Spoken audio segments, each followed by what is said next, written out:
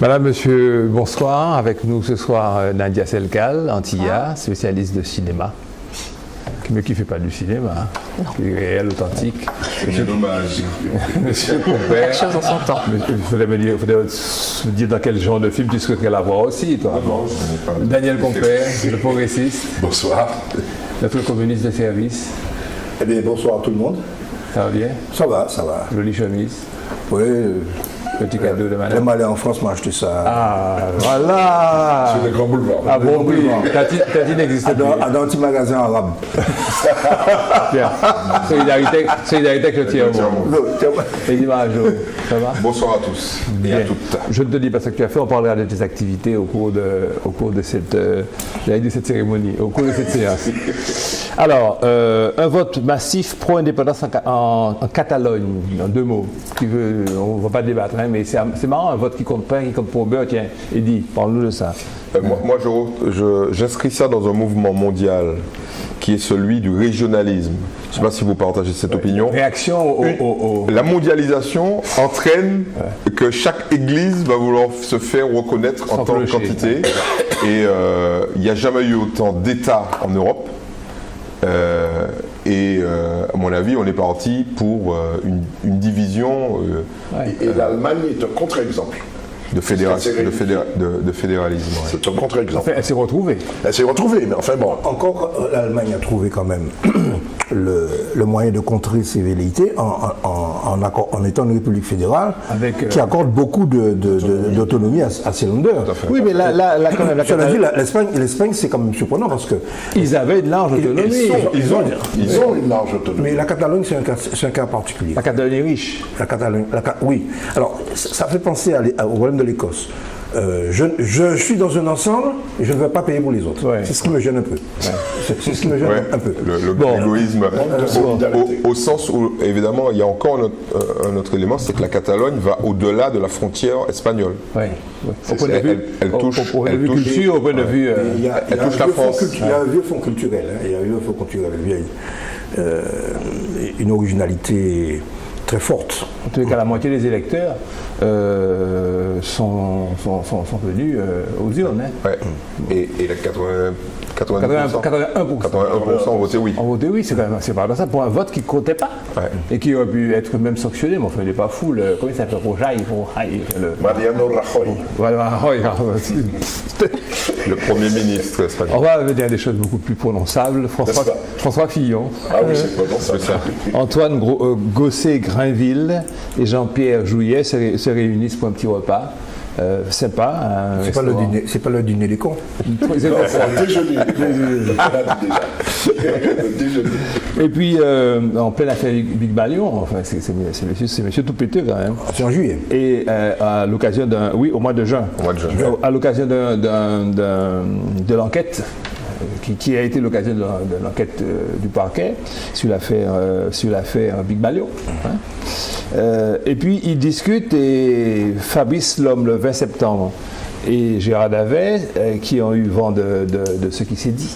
On verra de quoi il s'agit. Journaliste du Monde. Hein. Journalistes du Monde, sont reçus par Jean-Pierre Jouyet à l'Élysée, qui est secrétaire de l'Élysée, qui a été ministre sous Sarkozy, le gouvernement Filon 1, et il est proche de Hollande.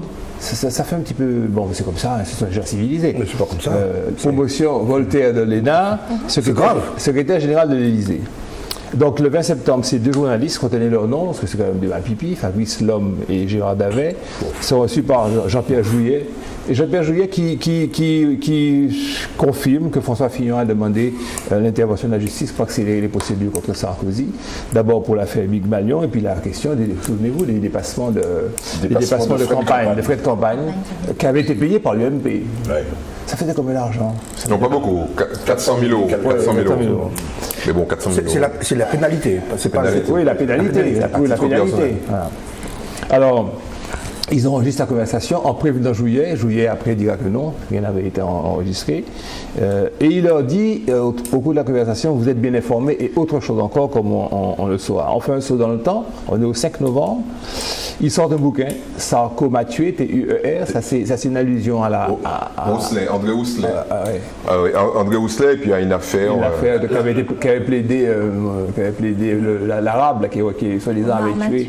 Omar m'a tué. T-U-E-R, oui, alors, c'est l'allusion à ça. Sarko s'est tué, c'est ça le titre du bouquin. Alors Filon dit, qu'est-ce qu'on dit? Filon, mais Fillon. Mais tapez vite, Jean-Pierre c'est Juillet. Tu as bien pris conscience que, si vous ne tapez pas vite, vous allez le laisser revenir, alors agissez. Actuellement, dans la foulée, François Fillon dément ce qu'il dit dans ce bouquin, Sarko m'a tué, Pierre Juillet dément, donc ça devrait s'arrêter là. Et puis on ne sait pas pourquoi, mais le 7 novembre demain, il y a un communiqué. Non, on sait pourquoi. Il y a un communiqué de Stock, l'éditeur du bouquin, et puis des journalistes qui disent que non, c'est faux, on a des preuves, et puis le Monde publie des extraits, dont le suivant qui est où Fillon a été le plus dur, vraiment le plus dur, ça c'est Jean-Pierre Juillet, secrétaire de l'Élysée qui parle, le plus dur c'est sur le remboursement que Sarkozy avait demandé des pénalités pour le dépassement des frais de campagne. Fillon m'a dit texto, Jean-Pierre c'est de l'abus de bien social, c'est une faute personnelle. Il n'avait rien à demander à l'UMP et il n'avait pas à demander à l'UMP de payer tout ça. Donc c'est clair et net. Et dans la foulée, naturellement, Fillon soulève les bras au ciel et puis il annonce qu'il va porter plainte en diffamation. Le 9 novembre, Jean-Pierre Juillet change de version. Alors c'est là que ça commence à partir dans tous les sens. J'ai oublié le mon filaire, je suis perdu dans ça. Il dit que Jean-Pierre Juillet dit que Fillon lui a fait part de sa grave préoccupation. C'est plus maintenant foot et fait. Sa grave préoccupation concernant l'affaire du Big Malion et a également soulevé la question de la régularité du paiement des pénalités payées. Je pense qu'il va se dire qu'il y a une bande magnétique. Alors bon, il faut faire attention. Il ne faut pas dire qu'on n'a pas parlé de ça du tout. Je pense que c'est ça, n'est-ce pas? Au journal de TF1, François Fillon accuse Jean-Pierre Juillet de mensonge. Alors c'est parti en quenouille, les gens de la même génération, de l'ENA et tout ça, et il demande la publication de la conversation. Les deux journalistes du Monde font écouter à 3 médias. Ces messieurs sont costauds, c'est de ça que je voulais qu'on parle, surtout de leur mode d'investigation. Ils font entendre... C'est de l'investigation, ça? Enfin, c'est de l'enquête, si tu veux. C'est du cancan. Non, c'est pas du cancan, attends, on n'entre pas dans le débat. C'est vrai que ça n'enlève pas 3 pattes à un canard. Mais non, je n'ai aucune admiration. Mais je dis boss. Les types enregistrent, ils bossent, ils font leur boulot. Désolé. Tant pis si tu tombes sur un saut qui s'appelle Juillet. On anticipe le débat. En tous les cas, le président de la République a répondu que c'était l'affaire de la justice. Et puis ça continue comme ça.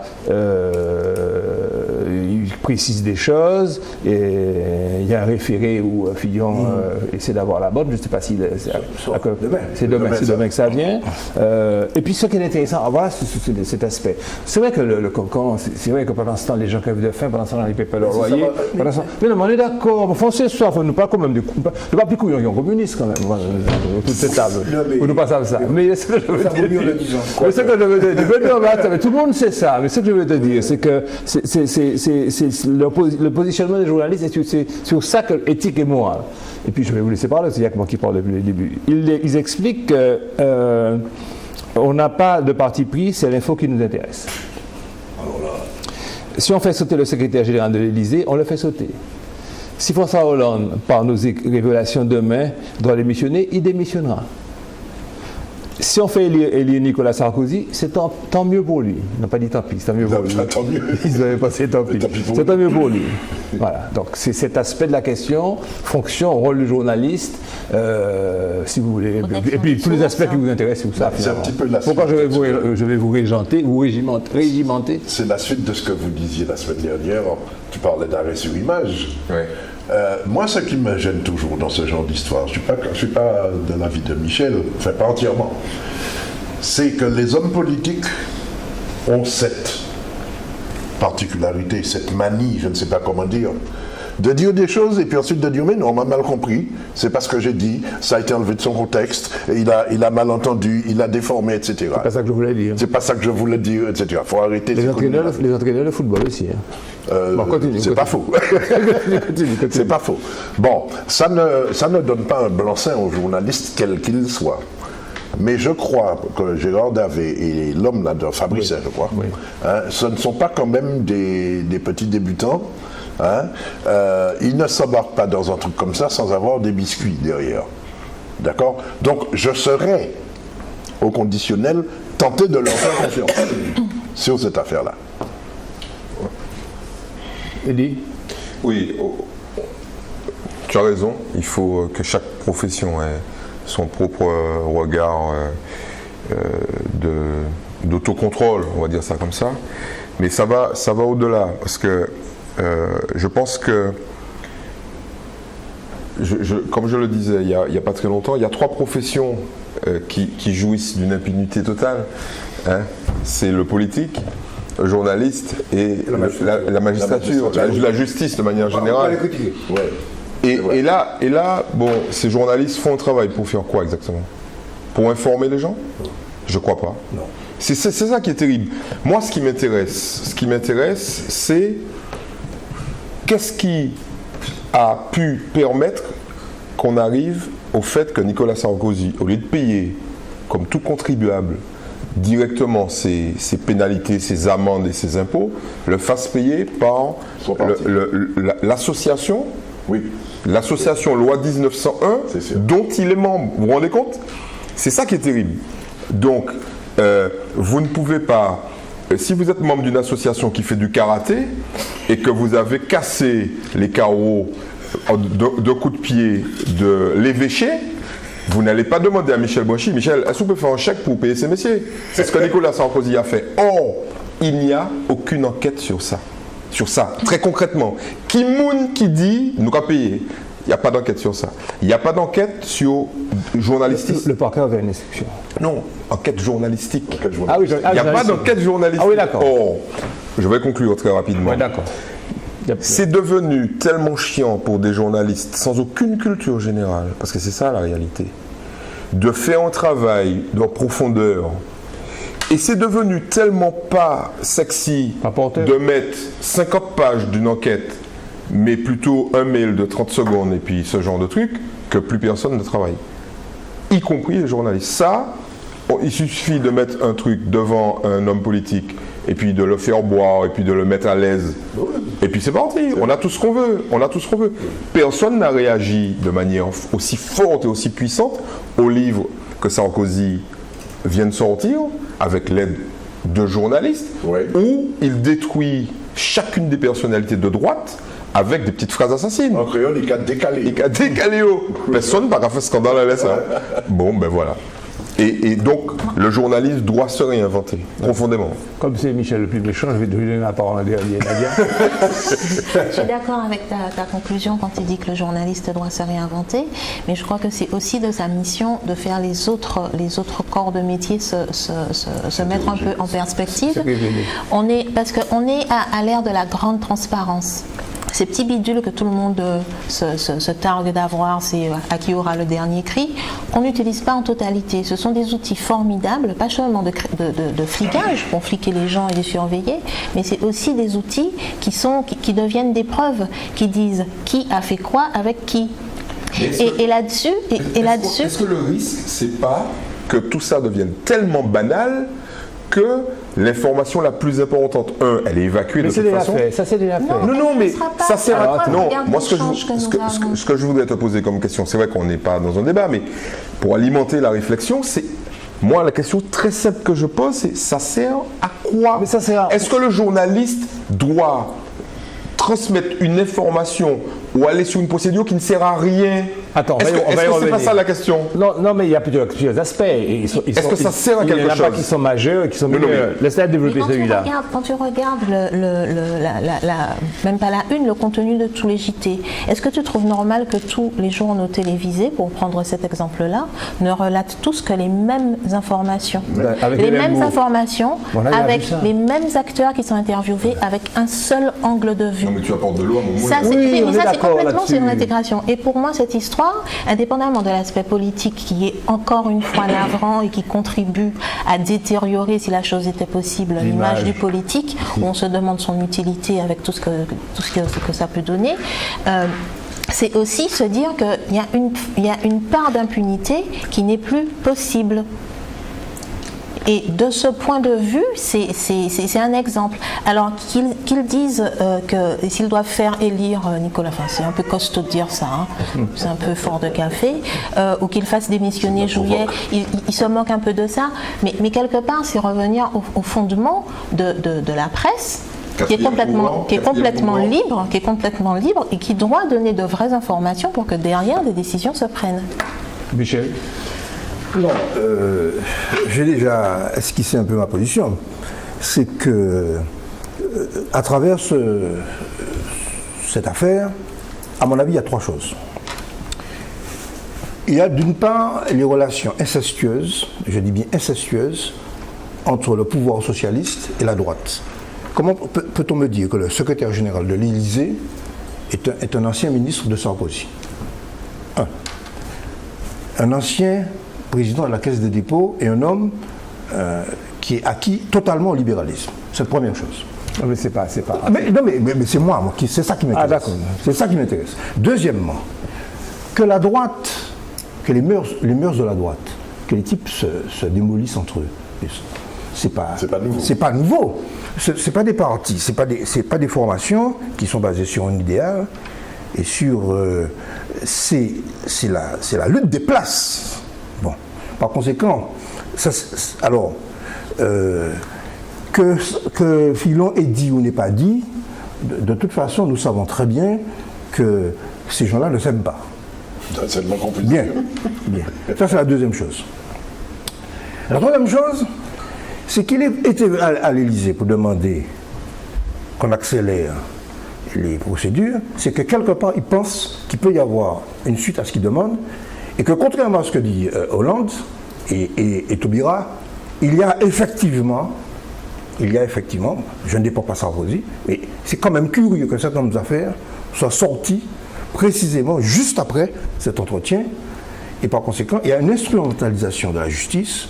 Bon. Et le résultat, c'est que pendant ce temps-là, la France est en train d'approfondir son déficit, le chômage continue à monter, on est en train de démolir le code du travail, N'élargis pas trop. bon, N'élargis pas trop. etc. Alors, et la réalité, c'est que c'est l'extrême droite, ce dégoût de la politique. N'élargis pas trop. Ce dégoût de la politique, donc je n'y juge pas, je dis que la conséquence de cela, c'est que cela, à mon avis, est du pain béni pour Marine Le Pen. Absolument. Alors, bon, Voilà. Là, je suis Donc voilà le travail de ces soi-disant Là, je suis journalistes. d'accord. De ces soi-disant journalistes. Moi, je vais vous donner ma position. Ma position est que s'il y a des salades, des salades entre les énarques de la promotion, je ne sais pas trop quoi, Voltaire, et qu'ils mènent ainsi la France, et que les journalistes le font savoir, c'est bien. C'est bien. Moi, je pense Que les journalistes le fassent savoir. Parce qu'au niveau de la démocratie, au niveau de l'info, je veux savoir. Moi, je veux savoir ça. Je veux savoir que Jean-Pierre Jouyet, qui était ministre sous Sarkozy et maintenant secrétaire de l'Élysée, en fait, utilise que c'est pas simplement un technicien, c'est également aussi un homme qui imprime tout ce que tu viens de dire là. J'en veux des preuves. Parce que je ne pars pas du principe qu'un homme, parce qu'il a une philosophie libérale, que pour moi c'est que je le vois hégémonique, que je le brûle, et que pour moi ce ne sont pas les critères qui font que je passe au peloton d'exécution un homme. Je n'ai pas les mêmes critères que toi. Il peut être un libéral, il peut être un capitaliste, c'est un humain, il a droit d'existence, il a dû du respect. Autant que l'ouvrier, je ne décide pas que parce qu'il a une conception libérale de l'économie, non, je peux parler. Ouais, tu as mis ça dans l'énoncé. Mais moi, il me faut des éléments pour montrer que celui qui soit libéral, ou qui soit communiste, ou qui soit marxiste, est un ripou, parce qu'il y a aussi de toute part chez l'humain cette part d'ombre et cette part de péché, dirait-on à dire, n'est-ce pas, les chrétiens. Bon, donc, moi, je veux que tous les jours on alimente ma connaissance du système tel qu'il est. Donc, je veux savoir. Quand tu as donné à ça, en fait, l'alpha et l'oméga de ma connaissance des choses, non, pas en couillon. Pas en couillon, mais moi je veux savoir, je veux qu'il y ait des journalistes qui le fassent. Et je veux remettre ça à leur place en disant que c'est pas ça qui fait avancer le schmilblick. C'est de l'investigation. Oui, c'est pas ça qui fait avancer le schmilblick, c'est le boulot que nous faisons dans nos journaux. Oui, d'accord. Messieurs, je peux m'exprimer. C'est le travail que nous faisons dans nos journaux, c'est les dossiers qu'on peut faire plus synthétiques parce que les gens ne lisent pas, lisent peu, lisent moins, on n'y peut rien, qui feront avancer les choses aussi. Voilà ma position. Ouais. Ok? En tous les cas. Il y a un film pour revenir à ces questions de. Je vais parler cinéma, ça c'est le scoop. Oui, absolument. Tu l'as pour ça, j'avais oublié ça. Il y a un film qui va sortir qui s'appelle Night Call et qui montre bien ce paradoxe terrible, comment on peut aller dans le plus glauque de la nature humaine, montrer des choses terribles juste pour faire de l'antenne et de l'audimat. Ouais. Un très beau film qui va sortir, donc il faudra aller le voir. Tu nous rappelleras ça. Alors il y a une chose Il y a quand même personne. Et Michel a esquissé. Il faut quand même, parce qu'on est sur un débat moral là, il faut quand même le rappeler. Éthique. Éthique, mais je préfère le mot moral. Je préfère voire moralisateur. Oui. L'idée est la suivante.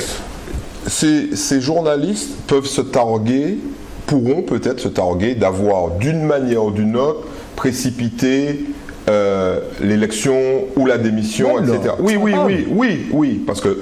de juillet. Oui, de juillet. Oui, mais parce que ça. Ce qui est important, c'est ça. Là, ça n'a pas d'importance majeure. À la limite, un secrétaire général de l'Élysée qui démissionne, voilà. Bref. Bon. Moi, c'est l'investigation et le cas Thévenoud. Ouais. Alors, moi, je tiens beaucoup à ça, donc ça, je vais le rappeler. C'est le député qui n'a pas payé ses impôts, qui a fait ses déclarations. Qui a été lynché par les journalistes. C'est pas le Premier ministre qui l'a mis dehors. Le Premier ministre l'a mis dehors parce qu'il savait. C'est le canard enchaîné qui a dit, etc., etc. Mais ça s'est arrêté là. Et là, la commission d'évaluation des patrimoines ou de transparence vient d'envoyer au procureur de la République trois noms de députés qui ont des comptes en Suisse, des avoirs à l'extérieur. Des avoirs étrangers. Eh bien, ce qui est dingue, c'est qu'il n'y a pas de journalistes. Ça vient là. Non, mais attends. Non. Ce n'est pas les journalistes qui sont à l'origine de ça. Oh, le pauvre Thévenoud, il est mort de rire aujourd'hui. Il dit déjà, il y a 63 de mes collègues qui sont délicatesses avec le fisc parce qu'ils n'ont pas déclaré. Et c'est pour gâter les mettez-moi dehors. Et puis là, ni trois bougs parmi ces collègues moyens qui crachent les mains. Non, mais c'est le système. Le héros. J'en viens au final. Le héros, finalement, de cette histoire, c'est Thévenoud. C'est le mec qui va finir par rentrer à l'Assemblée et qu'on va finir par applaudir. Parce que toutes ces bougas pourris. Pas vu, pas pris. Et je finis en disant, mais que font les journalistes? Que font les journalistes? C'est juste tu peux bonner contre les journalistes. Ah non, mais il y a qu'à faire un travail. Là, non. Il y a respecter les journalistes. Il y a fait il y a John Corlix. Les hommes du président, Watergate, ça c'est du boulot. Ça c'est du boulot, oui. Ouais, ça c'est du boulot. Mais ça, elle est posée plus ou moins à l'insu d'un type, un magnéto, et puis après, il l'a pas dit. Ça ne présente aucun intérêt. Ah oui, on en parle. Mais vous accrochez, parce que je vais passer à autre chose. C'est ça. Moi, j'ai lâché ça comme ça, vous êtes dessus, de façon, je dirais, assez frénétique. On parle de ça comme ça en disant les journalistes, quel est l'intérêt. Tu as remarqué que ça revient chaque semaine, que ce débat éthique et moral revient chaque semaine. C'est pour ça que tu dis que moi, bandé contre ces journalistes-là, mais chaque semaine, il a fait la preuve que, en tout petit parti, qui a fait la preuve qu'il n'a pas fait travailler correctement. En conclusion, l'affaire des écoutes avait donné l'affaire Taubira, vous vous souvenez? Oui. L'affaire Fillon a donné l'affaire Juillet. La droite est très forte. Qu'on des beaux gars à qui le tour. La droite est très forte. Le monde titre que par ricochet, c'est l'Élysée qui se trouve dans la ligne de mire. Ben oui. Forcément. Évident. Hollandais a pris tellement de balles que c'est pas en balle sur le moteur qu'elle travaille. Monsieur, l'édition d'Antillade ce soir, j'espère qu'on a la une, donc je vais en parler très rapidement, a de très belles pages avec de magnifiques mannequins, oui, on a la une, de Dakar, le souffle du regard. On a aussi non, ne vous retournez pas voir des l'écran, messieurs, c'est la une. Non, je n'avais pas signalé qu'il fallait. Si le public vous voyez, c'est très rare. Okay. 3 hommes qui ont tourné là. Et oui, ça, c'est pas le souffle de Dakar. Donc, ne serait-ce que pour ces très beaux mannequins de défilés partout de Paris, de Nice, de Venise, etc. Là, on a reçu ça, donc on a publié. Un édito, c'est la reprise des mots de Victorin Lurel qui explique qu'il faut de bonnes relations entre la Martinique et la Guadeloupe. Et c'est très bon ce qu'il a dit. Allez-y, vous allez voir ça. Le créolade habituel de notre ami Jude, qui naturellement parle de Cosette. Un regard que j'ai fait sur la flexibilisation, qui va te fâcher, Michel. Bon, enfin, bon, que veux-tu, on va discuter. Une intervention de Bruno Nustoazeo, très content d'avoir le ministre venu à Sainte-Marie, qui parlait d'économie sociale. Et puis j'ai vu qu'il y a une entreprise à Sainte-Marie qui fait du thé, qui valorise les herboristeries locales. On le paye avance.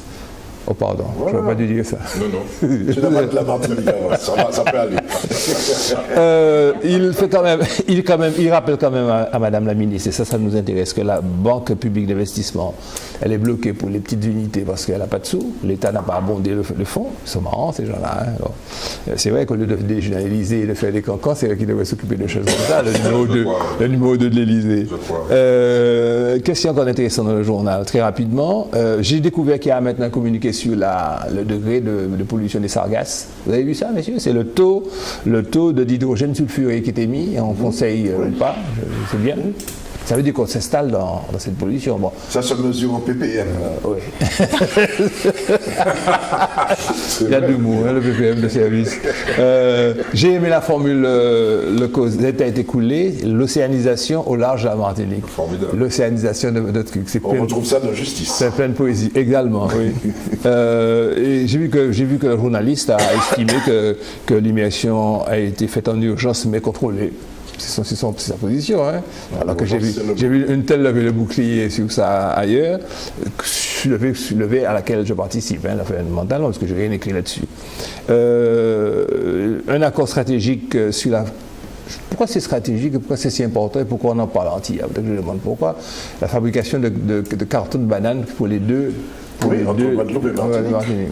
Oui. Pour une fois qu'il y a une synergie entre les deux îles. Monsieur Économie, tu penses que c'est quelque chose à relever? Oui, c'est important. C'est important déjà en termes de création d'emplois. Oui. Par les temps qui courent. 20 ou 30 emplois, c'est... Non. Et puis, c'est important sur la synergie entre une usine qui travaille a priori au départ pour la banane et qui va travailler pour les autres industries agroalimentaires. Ça, c'est important. Ouais. Parce qu'il n'y a pas que la banane qui utilise le carton. De plus en plus de notre industrie locale, notamment dans l'agroalimentaire, utilise le carton, notamment pour l'exportation. L'eau, notamment. L'eau. Alors, il y avait une usine de carton avant. Oui. D'ailleurs, International Paper à la zone de la Lézarde. Alors, une interview vérité de Victor Hugo qui dit des choses intéressantes. Il dit on est plus fort à 800 000 habitants qu'à 400 000. C'est évident. Il en fait compris. Ouais. C'est évident. C'est celui qui va te dire ça. Il dit que cette usine, c'est une préfiguration de ce que l'on peut faire dans d'autres secteurs. La banane de la Martinique est un secteur emblématique. Mon Dieu, il a dû fâcher les gens. Il explique qu'il y a des arts plastiques en Martinique. Les étudiants de Guadeloupe viennent se faire former ici. Je ne vais pas aller ouvrir une école inutilement. Moi, je fais conservatoire de musique, il faudra que vous veniez. Bon. Il dit ça surtout pour le... Il dit pas ça pour le cyclotron. Le cyclotron. Le cyclotron, il y a un combat frénétique sous cap pour l'avoir. Le cyclotron, c'est un appareil qui permet de dépister les cancers et les autres maladies. L'avoir chez lui. Voilà, oui, en tous les cas. Voilà. 50 ans de BNF en Martinique, il y a un monsieur qui est venu nous dire que nos patrons sont formidables, que nos patrons sont forts, que nous sommes une sorte de porte-avion ou bien de vaisseau dans l'Atlantique. C'est le genre de formule que j'avais déjà entendu il y a 50 ans qui me faisait sortir de mes gonds. Oui. Voilà. Merci, 74. Alors, plus précisément, Dijoux. Alors attendez, laissez-moi 10 jours.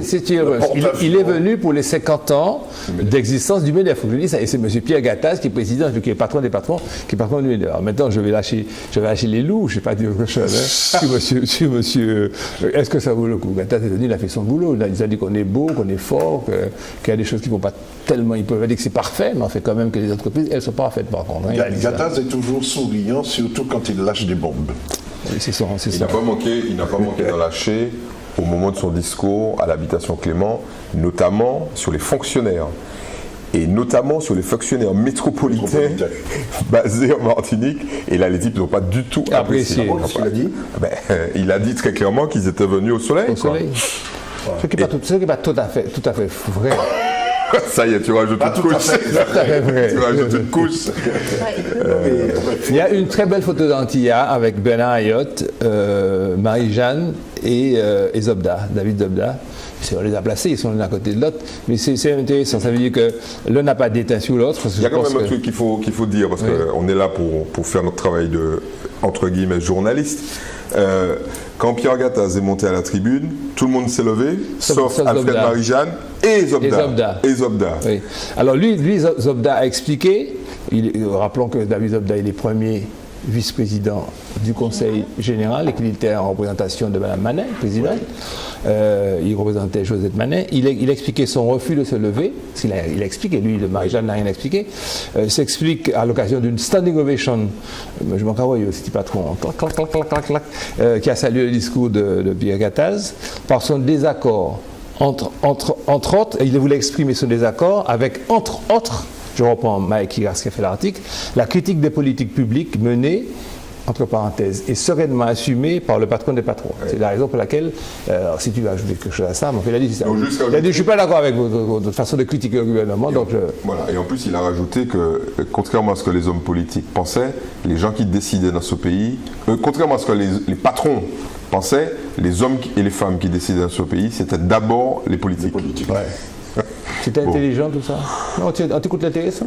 Je pense que, compte tenu de la période, il faut que chacun fasse son petit tour de marionnette. Ouais. Ok, voilà. Ouais, ok. Ouais, parce que je vois pas quel intérêt ça a. Parce que si on veut, surtout qu'ils se voient après, ils trinquent après. Ouais, oui. Et n'oublions pas que. Puis il dit pas ce que l'on voulait vous dire en réalité. N'oublions pas que Gattaz est un provocateur. Oui, donc il est tombé sur. Il y a un monsieur qui s'appelle M. Cartigny, qui depuis quelques années, je ne sais pas s'il avait remarqué, a des documents, des dossiers. Il est président d'une association, il traite des anciens militaires, il traite des gens qui ont fait la guerre et tout ça. Là, dans Antilla, il nous consacre, il nous accorde l'exclusivité de ces articles. Il est président d'une association, c'est un métropolitain, comme on dit, c'est un Français de France. Et là, il nous parle des Narval, une famille franciscaine héroïque de père. Et ça me touche toujours, j'ai une certaine émotion quand on parle de ces gens qui ont fait la résistance, qui ont franchi la ligne des Antillais, qui sont passés dans l'ombre pour se battre, etc. Bref, enfin, il parle. Et à l'occasion de ça, je vais vous donner une citation, un extrait qui n'a rien à voir avec les Narval. Il dit qu'au cours de la guerre de 14-18, la Martinique devait voir disparaître dans la tourmente de ce premier conflit mondial du XXe siècle plus de 1800 de ses enfants, de ses meilleurs enfants, il dit.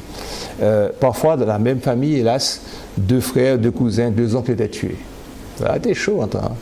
Durant la Seconde Guerre mondiale, dans laquelle périrent plus de 260 Martiniquais, j'aurais cru que c'est beaucoup plus, 1800 la première, 261. Le cas où 2 membres de la même famille sont tués, soit au combat, soit morts de maladie, est infiniment plus rare. Mais qu'un père meure à la guerre de 14-18 et que son fils soit tué 23 ans plus tard, a été quelque chose aussi quand même qui a existé. Tout à fait. Ouais. Vous savez, c'était la petite parenthèse sur ce que nous avons été. Il s'appelle François Cartigny. Justice nous parle de l'océanisation du Cosette, il a repris la formule. Il faudra retrouver qui est l'auteur de ce concept d'océanisation. Pas toi de l'eau, pas toi toujours de l'eau. Océaniser quelqu'un, maintenant, c'est le mettre au fond de l'océan. Hein. C'est pas le mettre sur l'océan. Aliquet avait été océanisé. Élection municipale, les tricheurs démasqués. 2 mots sur le procès que vous n'avez pas gagné. Tu as vu Alors, comment j'ai dit ça? j'étais présent à cette instance. Il s'agit donc que les gens expliquent, il s'agit donc d'un recours que vous avez formé contre les résultats proclamés des élections municipales du mois de mars. Oui, il s'agit d'un recours effectivement contre. Alors, Élection du maire de France. Alors, le principal grief de la demande de Francis Carole au nom de l'Union pour le changement, c'est le fait qu'était organisé un système de double liste, de pointage des électeurs ayant voté et n'ayant pas voté. Tout au long des élections. Et de façon à alimenter un centre qui est installé à la mairie, qui permettait d'aller chercher les gens pour les faire voter dans le bon sens. Alors, il se trouve que ça a été non seulement constaté dans différents procès-verbaux, mais y compris par des magistrats qui assuraient le contrôle du vote. Le recours a été rejeté parce que les magistrats, appliquant une jurisprudence assez constante, ont estimé que même s'il y avait cette irrégularité et d'autres, ce n'était pas suffisant, compte tenu de l'écart de 4000 voix, pour inverser le scrutin. Bon, alors, dans Justice, vous allez voir, Carole décortique ce jugement et démontre ceci. C'est que s'il est vrai que ça n'aurait pas empêché un écart de voix, par contre, ça a empêché l'existence de deuxième tour. Or, on a changé de période. Nous sommes dans la période où maintenant, il ne faut plus à la fois le quart des inscrits et la majorité, il suffit d'avoir la majorité simple. Donc, ce recours, c'est un avertissement parce que nous aurons des scrutins, notamment la collectivité unique. Donc, contrairement à ce qu'on pense, c'est que le tribunal a reconnu l'existence de ce procédé, qui est un procédé de tricheur. Non, attends, je ne suis pas allé si vite en besogne. Parce que là, tu parles par journaliste, là, tu parles en militant. Alors, ce que je veux dire... Tu parles en plus en candidat. Ce que je veux dire... Faut pas faire ça. Non, le tribunal a reconnu l'existence du procédé. Oui, il a reconnu l'existence du procédé. Ceci, quand tu as maintenant la deuxième étape, dire que c'est il n'a pas parlé de triche, il n'a pas dit ça. Il a reconnu l'existence de ce procédé, il a reconnu que ce procédé... intellectuel de dire qu'il a reconnu l'existence du procédé. Non, il a reconnu que ce procédé est irrégulier. Ok? Je vais voir le mot irrégulier et je vais t'appeler. Mais il a reconnu l'existence du procédé. Donc, il y a été répondu que bon, c'est une forme de militantisme à la fois, et puis il n'est pas dit que les jeunes, une fois qu'on les a appelés, viennent voter pour le PV. Il faut dire que moi, je ne voudrais pas que l'on prenne les Martiniquais pour des moutons. Je défends personne, Eddy. Bon, il faut quand même, Michel ne va jamais le dire, mais il faut quand même rappeler que ce système, est vieux comme le téléphone, et deux, qu'il est surtout utilisé de manière systématique par les deux camps. Alors peut-être que Michel n'est pas au courant, mais il faut quand même le lui rappeler, il n'y a pas dans ces affaires de militantisme forcé, hein, de suivi au quotidien du vote, on va dire ça comme ça, il n'y a pas de saint. Il n'y a pas de vierge. Tout le monde utilise ce système-là. Pas avec les mêmes moyens quand même. Non, mais... Quand vous avez une municipalité qui a des employés municipaux avec un appareil municipal, des moyens, des voitures, etc. pour aller chercher les gens, ça ne se compare pas avec des militants. Michel, est-ce que tu te souviens quand toutes les communes martiniquaises étaient communistes? Et puis que les communistes étaient staliniens. Comment c'était?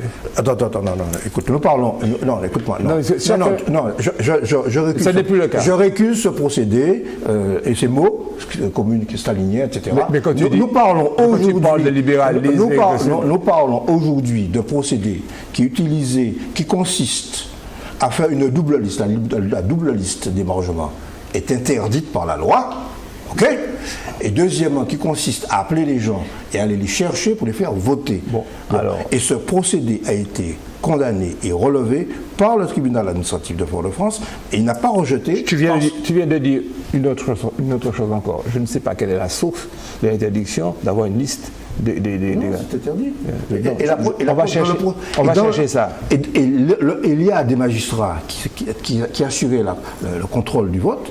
Il y a plusieurs procès-verbaux de magistrats qui relèvent ce procédé et qui qui convergent avec les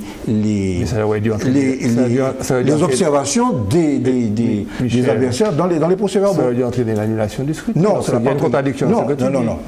Parce qu'il y a pas une différence de voix, parce que... Non. Le procédé est reconnu, mais il est comme d'autres irrégularités d'ailleurs. Donc, par exemple, le fait d'avoir diffusé la veille du scrutin sur Internet un certain nombre d'appels à voter, etc. Comme les affichages. Mais le tribunal estime que ça n'a pas eu comme effet de déplacer un nombre de voix suffisant pour fausser le scrutin. C'est ce qu'il dit.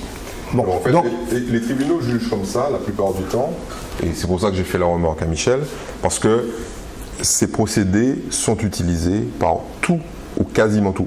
Pas à la même échelle, c'est clair, mais ils sont utilisés. Ils sont utilisés par tout. Mais tu n'as pas l'outil municipal. D'accord. Et peut-être pour clore le débat, effectivement, il faut le dénoncer, mais surtout, chacun son tour.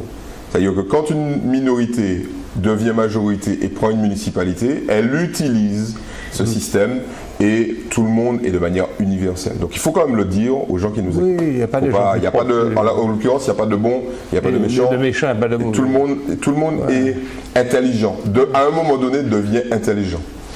L'accessibilité aux soins pour les patients et les usagers du Grand Nord. Le journal Justice, c'est celui qui, systématiquement, parce qu'il était formé par le syndicat hospitalier, dénonce la faillite du système hospitalier. Et ça, c'est important pour moi, tu vois. Quand tu vois que le Grand Nord, on ferme les services, etc., je m'en fous pas mal de la façon dont on vote, mais c'est là que je veux que l'on s'occupe sérieusement de moi. C'est là que je veux, tu vois, et du peuple martiniquais. Et puis, quand on parlera tout à l'heure maintenant de la couverture médicale, c'est encore une grande catastrophe. Vie chère, tu t'es basé pour faire un papier, toi, sur le bon boulot que fait France Antilles, il faut le dire, avec le commerce. Pour la nommer, Cécile Evra. Qui est pris à André Aliquer en 2013, et qui... avec une association du François. Voilà. Alors, je pense qu'il faut 2 secondes pour expliquer. Cécile Evra a lancé le panier France Antilles le 4 février 2009. C'est du bon boulot. C'est-à-dire qu'elle a suppléé à la carence de l'administration, de la concurrence et de la consommation, que tu connais bien, que je connais bien, parce qu'elle n'avait pas les moyens humains et qu'elle avait subi la RGPP de Sarkozy, la révision générale des politiques publiques qui consistait à supprimer les fonctionnaires. Elle a montré qu'elle était pas capable. Elle a commencé par 45 produits, un panier de 45 produits, qu'elle a élargi à 60 produits. Et tous les 3 mois, à peu près, tous les trimestres, l'objectif, c'est de faire une comparaison de produits avec la France. Bon. La France ou la région parisienne? La région parisienne. La région parisienne, et puis aussi pour certains produits, pour l'ensemble, c'est-à-dire pour les fruits et légumes, l'ensemble du territoire, à travers des... Et elle démontre une détérioration terrible de la... Alors, ce qu'elle démontre, c'est que l'écart se maintient... Et augmenté. Il a augmenté ces derniers. Donc, ce qui est intéressant dans son analyse, c'est que nous avons une décrue de l'inflation de manière générale, mais que les produits alimentaires continuent à augmenter en Martinique, au moment où ils diminuent en France. Voilà. Donc, et l'écart. Or, nous savons que les produits alimentaires, pour les ménages de conditions modestes, pour les retraités, ce sont les produits pour lesquels qui pèsent le plus. Et tu as une explication économique à ce process ou ça fait partie des mystères? On m'a donné l'explication hier. Ah ben donne-le alors. Alors l'explication... Je donnerai la mienne après. L'explication qui a été donnée par le patronat au sein de l'Observatoire des prix, c'est de dire que les grandes surfaces ont obtenu des accords avec les fabricants qui donnent des bons de réduction à la caisse, directement à la caisse, qui s'appliquent en France. Et que cet accord n'a pas été appliqué en Martinique. Donc d'où la baisse qui a été constatée en France et qui n'a pas été appliquée en Martinique. Et la question, le débat est de savoir si on applique ça en Martinique, est-ce que ça ne va pas mettre en difficulté les entreprises de production locale. Ah oui, ça va encore derrière le problème de la vie chère, vous avez des problèmes de choix de développement économique. Bon, certes, on pourrait appliquer ça, mais nos entreprises locales ne pourraient pas suivre les entreprises françaises. Et la différence de prix serait encore plus, le gap serait encore plus énorme. Donc, or, Or, les grandes surfaces vous disent Et si que... oui, excuse-moi, mais si ça se passe là-bas, c'est pour faire les gens consommer, parce que la consommation est plate là-bas. Ce qui se passe là-bas, c'est que tout simplement, c'est que le pouvoir de négociation des grandes surfaces est considérable. Ils appuient sur le ventre des producteurs, des fabricants. Et d'ailleurs, Macron va bientôt faire une réunion pour mettre un peu d'ordre dans cette affaire, parce que ce sont des pratiques d'abus de position dominante. Ouais. Ce sont des pratiques d'abus de position dominante. Parce que quand en Bretagne, par exemple, on convoque les producteurs, on leur dit il faut absolument que vous accordiez à la caisse des réductions, bon, les types sont obligés. Ouais. Sinon, leur produit est Différencié, et puis ils ne vendent pas. Donc ça, ce sont des... Alors, c'est des avantages immédiats pour le consommateur, mais en même temps, à la terme, c'est une réduction de l'offre. OK. Ok. Donc, ton explication, qui intéresse tout le monde. Mon explication, c'est que ici, la distribution alimentaire est fortement décidée à reprendre ses niveaux de marge. C'est une volonté, à mon avis, affichée pour une raison qui est simple. Il faut quand même le rappeler. Dans la grande distribution, en valeur relative, on ne gagne pas beaucoup d'argent. Il y a des gens qui gagnent beaucoup plus d'argent en valeur relative, c'est-à-dire en pourcentage. Dans tous les autres domaines, la grande distribution, c'est entre 3 et 5%. C'est pas là que les gens gagnent de l'argent. Ils gagnent de l'argent effectivement en volume, mais surtout ils gagnent de l'argent sur le placement du liquide qu'ils ont, parce que c'est du cash. Quand vous passez à la caisse, vous donnez de l'argent, et cet argent, il est placé sur un compte, puisque les gens de la grande distribution ne payent leurs fournisseurs que 60 ou 90 jours plus tard. Donc les 3 mois... C'est le différentiel là qu'ils font. Voilà, sur les 3 mois. Or, la problématique majeure de tous ces chamboulements qu'il y a eu, c'est qu'on leur a serré la ceinture sur les délais de paiement. Il y a même aujourd'hui des délais de paiement qui n'existent plus. Si vous n'avez pas payé votre marchandise au port, le conteneur ne vous est pas livré. Donc, il y a une réduction des délais fournisseurs, et pour éviter de s'effondrer,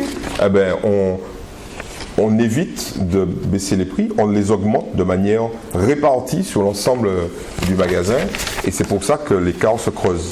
Mais ils ne veulent pas jouer le jeu, et parfois on les comprend, parce que de toute façon, ils sont eux-mêmes menacés de disparition. La grande distribution alimentaire, certains groupes de grande distribution alimentaire aux Antilles-Guyane sont en danger de mort. C'est clair que c'est des gens qui ont vu trop grand, et qui vont et puis trop nombreux. Et voilà, ils vont. Trop nombreux aussi. Il y a trop de groupes.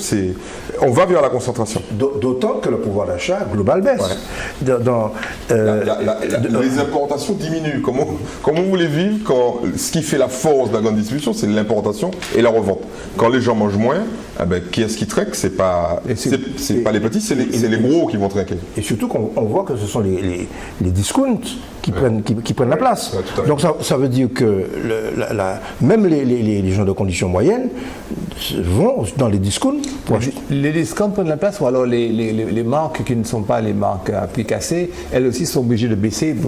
Tout le monde baisse, mais il a raison. Les magasins de type Leader, Price, etc. sont passés de 25 à près de 40% du marché, ce qui est considérable. Ouais, tout à fait. Nous passons au progressiste maintenant.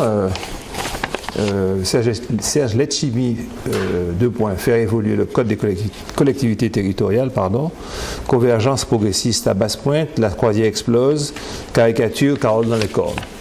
Puis une caricature. Ce qui veut dire qu'on n'a effectivement pas la même analyse qu'a fait tout à l'heure. Ça, c'est une surprise. C'est une surprise.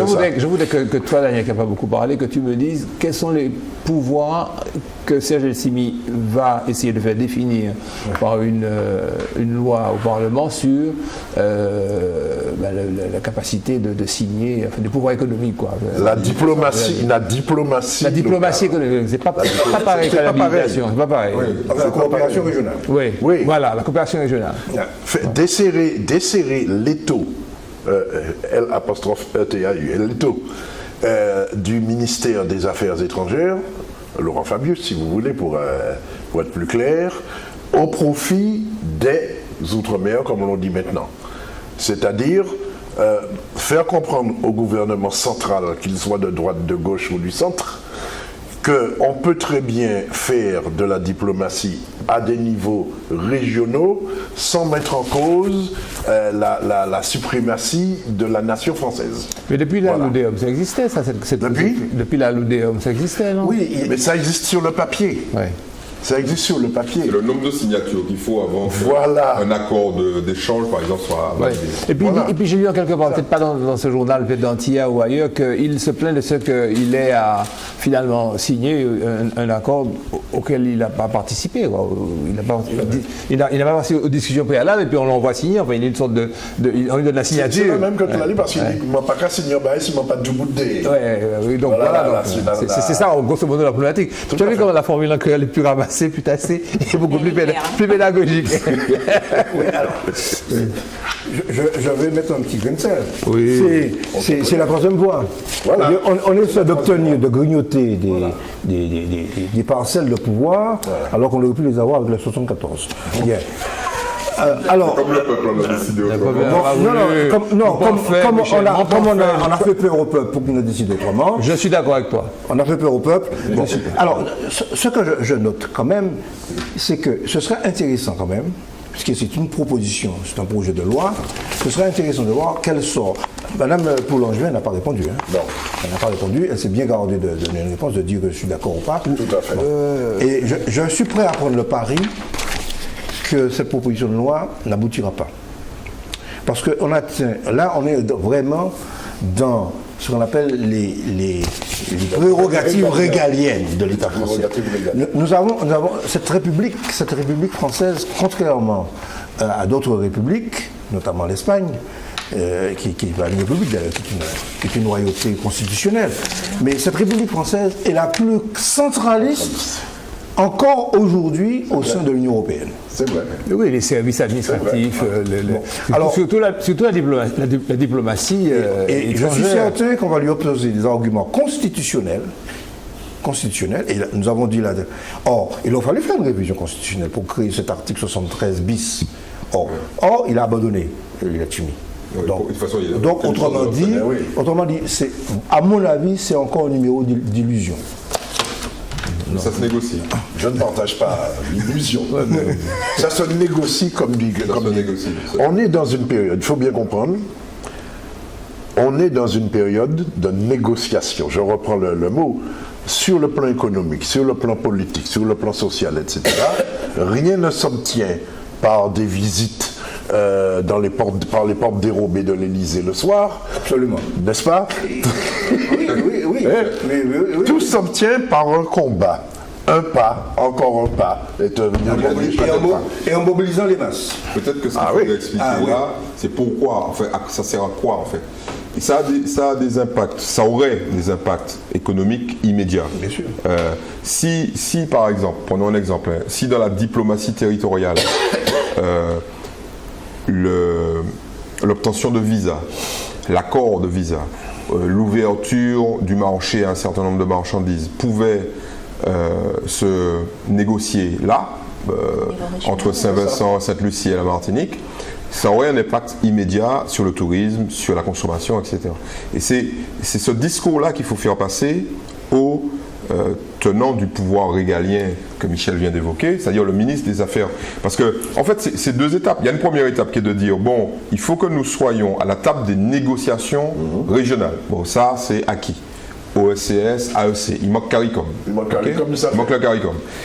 Maintenant, la deuxième étape, c'est de dire, bon, est-ce que ça suffit d'être présent pour écouter ce qu'ils se disent entre eux, ou est-ce que nous avons le droit, entre guillemets, sur un certain nombre de règles, d'apposer la signature et de dire oui ou non. Et c'est cette deuxième étape qui va être plus difficile. De négocier. De négocier.